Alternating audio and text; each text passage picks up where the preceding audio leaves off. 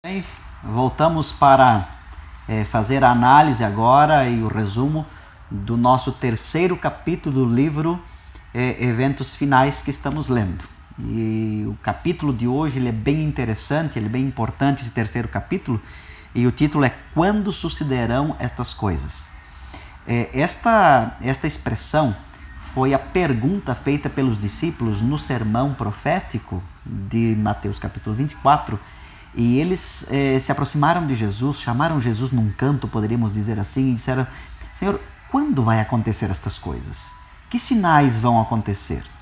Veja um detalhe interessante, a expressão aqui e o contexto do capítulo nos leva a entender que os discípulos queriam que Jesus desse um prazo determinado, um tempo determinado.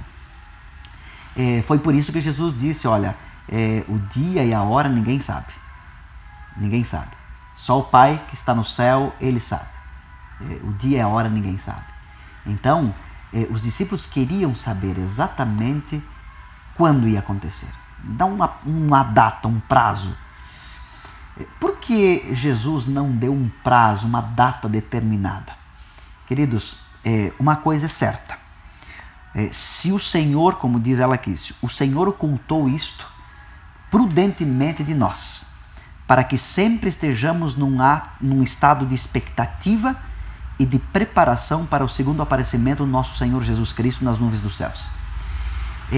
Possivelmente, se Deus tivesse dado uma data, um prazo determinado, nós usaríamos de forma errada esse prazo. Muitos escolheriam viver uma vida totalmente desregrada. Não, quando chegar próximo da data, aí eu vou me arrepender.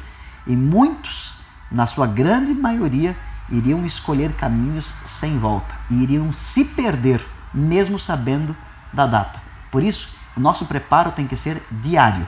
Nós não sabemos se Cristo vai voltar hoje, amanhã, daqui 5 anos, 10 anos, 50 anos. Ninguém sabe. O mais importante é que nós estejamos preparados para que, se Ele voltar, e quando Ele voltar, estejamos preparados para ir para o céu e aí permanecer pela vida eterna. Algo interessante também neste capítulo fala a respeito de marcar datas para a volta de Jesus. Muitos têm aparecido por aí marcando datas para a volta de Jesus. E essas datas têm fracassado, essas previsões têm fracassado. O que tem acontecido com isso é que quanto mais datas para a volta de Jesus ou para o fim do mundo, como eles dizem, se marca e não acontece, este evento cai em descrédito. As pessoas passam a não acreditar mais que isto realmente é possível e que é uma verdade. Porque tantos já falaram e nunca aconteceu, então isso não vai ser verdade mais. É um fato de que nós precisamos aguardar a volta de Jesus constantemente. Os apóstolos aguardavam a volta de Jesus nos tempos dele. O apóstolo Paulo mesmo, escrevendo a respeito da ressurreição dos justos, ele diz: depois nós, os vivos, os que ficarmos. Veja que ele se conta dentro dos que estariam vivos por ocasião da volta de Jesus. Então, Paulo esperava Cristo voltar nos seus dias. Os mártires, os primeiros pais cristãos, esperavam Jesus voltar nos seus dias. Por que Jesus não voltou até hoje? Qual a razão lógica disso? Bom, há um exemplo na Bíblia que está descrito na Bíblia, primeiro para contar a proteção divina, os propósitos divinos para o seu povo, mas está relatado ali na Bíblia para mostrar o porquê Cristo não veio ainda, porquê não entramos ainda no novo céu e na nova terra. Olha só uma coisa interessante. Por 40 anos a incredulidade, a murmuração e a rebelião excluíram o antigo Israel da terra de Canaã.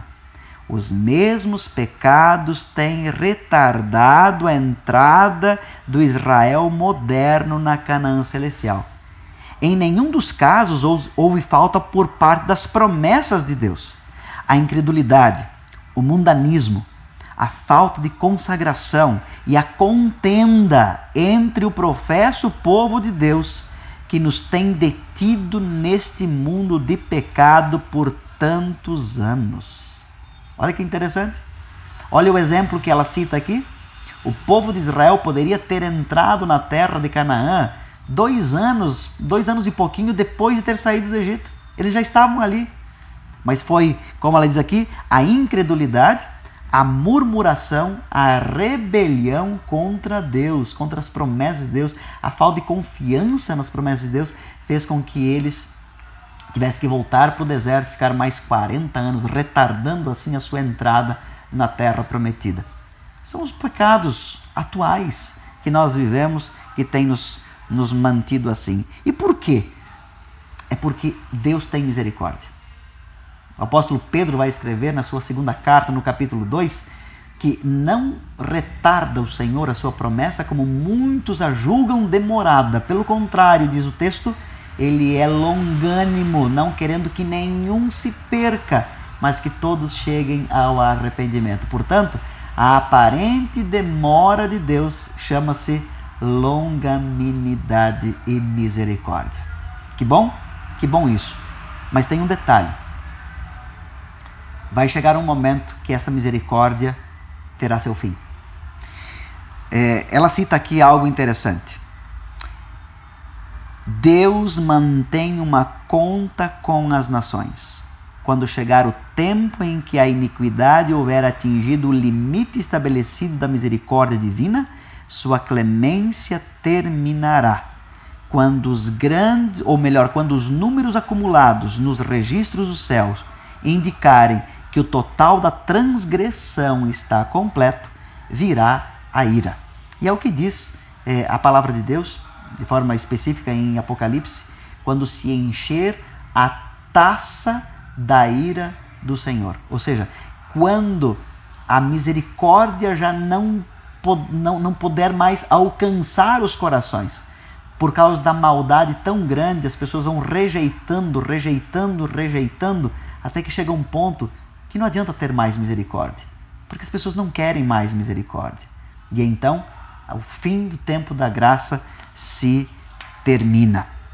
Portanto, diz aqui na página 26, nós que conhecemos a verdade, devemos estar preparados para o que em breve virá sobre o mundo como uma terrível surpresa. Ainda lá no 3º capítulo da segunda carta, a segunda epístola de Pedro, ele diz, o Senhor virá como um ladrão. De surpresa. Para quem? Para aqueles que não estão esperando.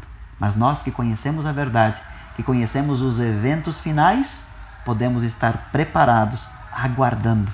E não apenas aguardando, como diz no verso 12 lá do capítulo 3 de 2 Pedro, mas apressando a volta do Senhor Jesus. Que Deus te abençoe, continue conosco e vamos continuar estudando o livro Eventos Finais.